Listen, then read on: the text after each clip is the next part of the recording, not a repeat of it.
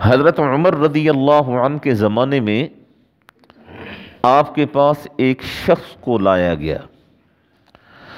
اور حضرت عمر رضی اللہ عنہ سے کہا گیا، امیر المؤمنین،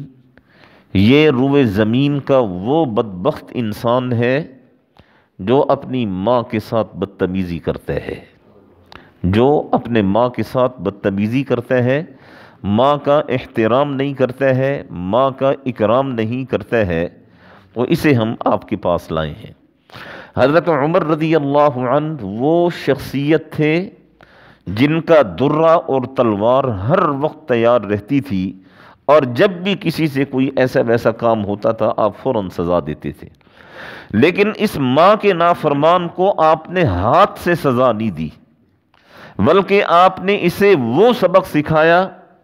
جو رہتی دنیا تک کے لیے ایک مثال بن گیا، اور رہتی دنیا تک کوئی بھی ماں کا نافرمان وہ اگر اس چیز کو پر غور کرے گا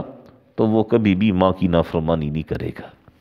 حضرت عمر رضی اللہ عنہ کو جب بتایا گیا کہ یہ ماں کی نافرمانی کرتا ہے، ماں کو تنگ کرتا ہے، ماں کو پریشان کرتا ہے، تو حضرت عمر رضی اللہ عنہ نے فرمایا کہ پانی کا مشکیزہ بھر کر لاؤ۔ پانی کا مشکیزہ پرانے زمانے میں ہم نے بھی اپنی آنکھوں سے دیکھا ہے،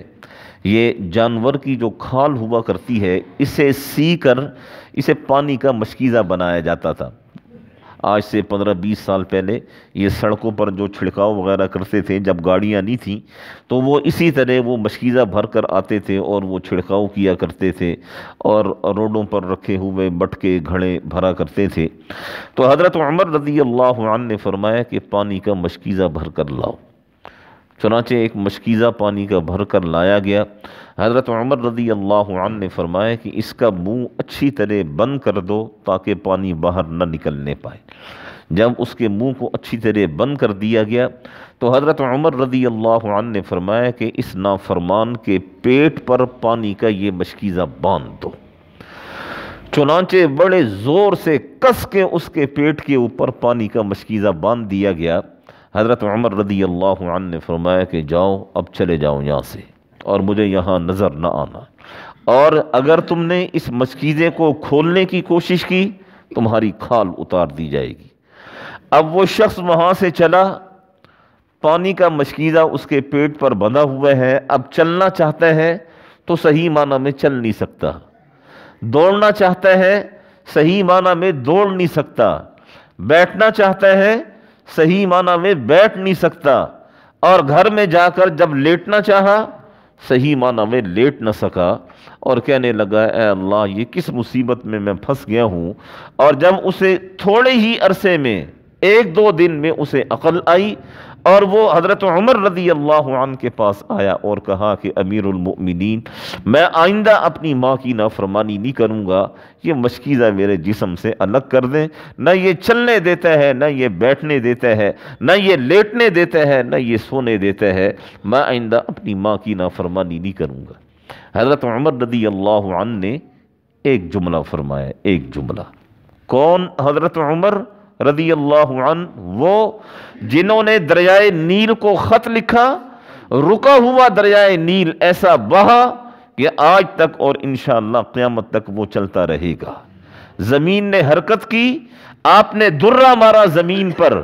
کہ عمر نے کون سی ناانصافی تیرے اوپر کی ہے جو تو حرکت کرنے لگی ہے، زمین رکی اور انشاءاللہ قیامت تک تھمی رہے گی۔ حضرت عمر رضی اللہ عنہ نے اس شخص سے کہا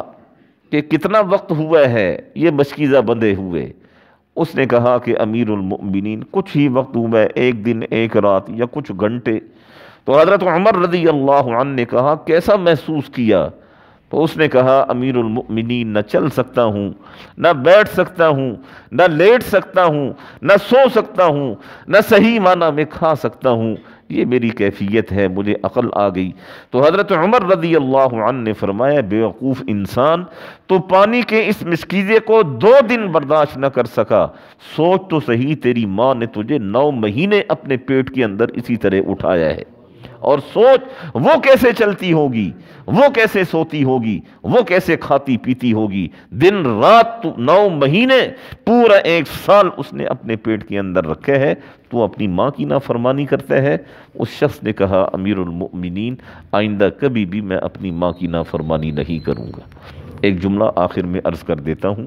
ہاتھ جوڑ کر عرض کرتا ہوں، باپ سے اختلاف ہو جائے ٹھیک ہے، باپ سے اختلافات ہو جاتے ہیں، لیکن کبھی بھی ماں کی نافرمانی نہ کیجیے گا۔ ماں ایک ایسی ہستی ہے، خدا کی قسم